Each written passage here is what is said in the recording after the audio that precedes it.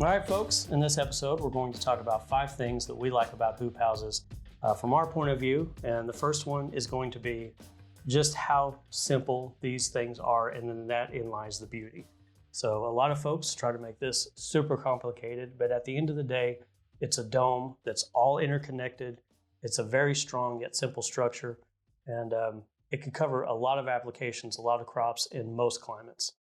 So I'll add, they're super simple structures. When it comes down to it, it's almost as easy as putting Legos together. The way the parts connect, the way everything goes together. There's nothing at your job site where you're going to need some complicated piece of equipment to assemble this. You're not going to need a lathe to turn something down.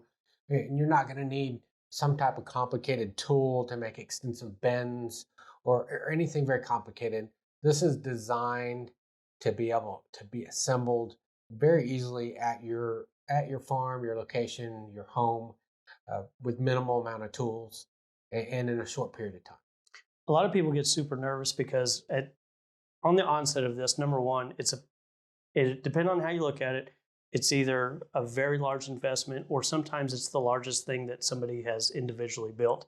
And with that, there's a lot of nervousness. Like, this thing is huge. There's a lot of steps. There's all these parts in the box. The instruction is pretty thick. And then the reason the instruction manual is thick is because we were trying to be as detailed as possible. So I want to clarify that we have hundreds of these in almost every state. I think we're in every state except for Hawaii.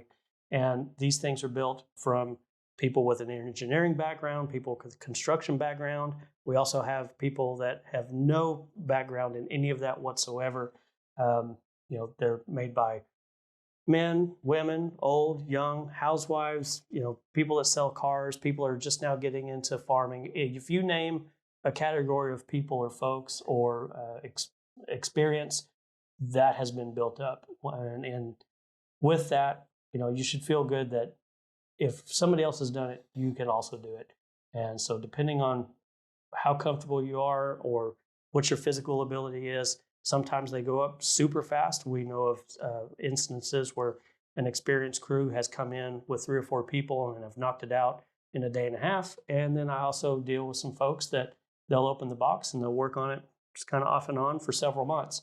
Just it kind of depends on how much time you have to dedicate that, how many people you have helping, and what their aptitude to put things together are. But the point is, yes, it's a large project, but each one of these steps is super simple, and we lay that out.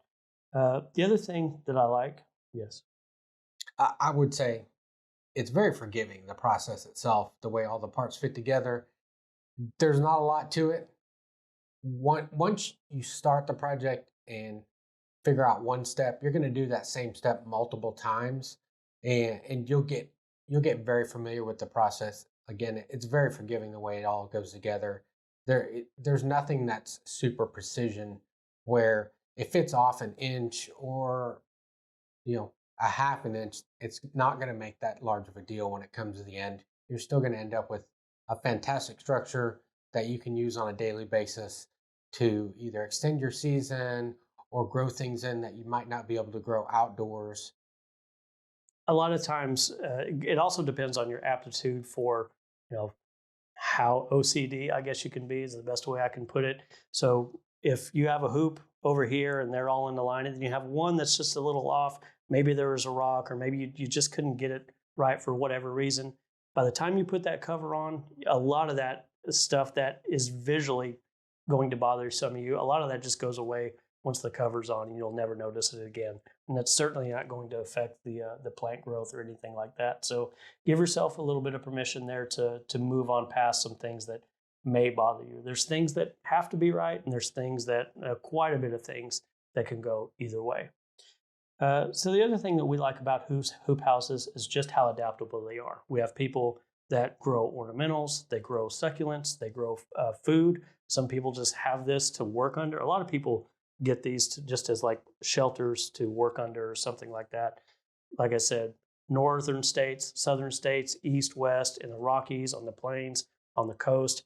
Everybody that purchases a hoop house believes that they live in the windiest part of the world. And we can assure you that the wind, although it can be a factor, for the most part, once they're built correctly, it's not an issue whatsoever. So they're very adaptable between climates, between growing zones, between elevations, between all different kinds of severe weather, whether that's, in general, a hailstorm. There's always a freak storm that, may damage these things. But I mean, I've been here 3 years. There's only been one hoop house. It was a DIY that we've had to help replace, and that was a direct tornado hit in Colorado. Other than that, I mean, we rarely see problems whatsoever. So the next thing, and it kind of drives home the little bit of a point we made about just how simple these things are. You're not building, Julian was on a phone call earlier today, and he compared it to, you're not building a Mercedes-Benz here. There's not a bunch of intricate parts. It's ground posts, it's hoops, it's ridge pole, it's hip and base braces, and then it's your cover. And past that, it's not a Swiss timepiece. So again, all that forgiveness that you have within the structure itself and how strong it naturally is, and the elements that it can put across, it's simple. And I think that's the thing I like the most about it. And I think the final thing that we want to cover is just the sheer amount of crops that can be grown under this. I mean, you have your 8 money makers: leafy greens, lettuce, microgreens, herbs, and then your vining crops, which is tomatoes, cucumbers, peppers, and eggplant. Those things are always going to sell at the market. But we've got people, like I said, that do ornamentals, they do succulents, they'll do some specialty greens. They'll use this for hydroponic operations, Dutch bucket operations. They'll grow in soil, they'll grow in bags, they'll grow in the dirt. Pretty much any way that you're comfortable growing and what you want to grow can be covered under here. Things I wouldn't suggest are like corn and wheat, things like that. The more commodity crops, it's just a big waste of space. I'm not a fan of trees in these personally, but I know a lot of people will grow berries and stuff like that. A lot of people do cut flowers and edible flowers. Just kind of really depends on your market, what varieties you want to grow, and what you're comfortable doing. So in the next topic, we're going to cover shopping for a hoop house and some of the things that trip people up and what to do about it.